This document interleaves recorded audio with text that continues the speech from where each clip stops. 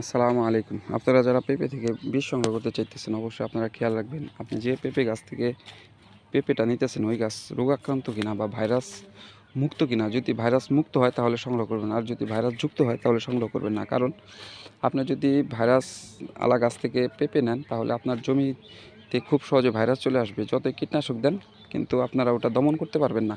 কারণ এই যে দেখতেছেন, মাশাআল্লাহ, আলহামদুলিল্লাহ, আমার এই পেঁপে অনেক বড় হয়েছে, কিন্তু আমি যদি এখান থেকে চারা দিই আমার জমিতে অতি সহজে ভাইরাস চলে আসবে। আমি যে শ্রাবণ মাসে প্রথম আমি এই জমিতে পেঁপে বপন করি, তখন যে পেঁপেটা আমি হাত থেকে কিনে আনি ওই পেঁপের মধ্যে ভাইরাস থাকে, ওই গাছের মধ্যে ভাইরাস থাকে। ভাইরাস থাকার কারণে অতি সহজে দেখেন আমার জমিতে প্রথম যে চারা বুনছিলাম ওখান থেকে ভাইরাসে গাছ সব নষ্ট হয়ে গেছে। আমি দ্বিতীয়বার আবার অগ্রহায়ণ মাসে চারা বুনে দিছি, আলহামদুলিল্লাহ ওই চারাগুলো খুবই সুস্থ আছে। তো আপনারা অবশ্যই বীজ বপন করার আগে মাথায় রাখবেন যে কোথা থেকে বীজটা আসলো, যে পেঁপের মধ্যে থেকে বীজটা নিতেছেন ওই গাছটা সুস্থ কিনা। যদি সুস্থ হয় অবশ্যই আপনারা ওখান থেকে বীজ সংগ্রহ করবেন।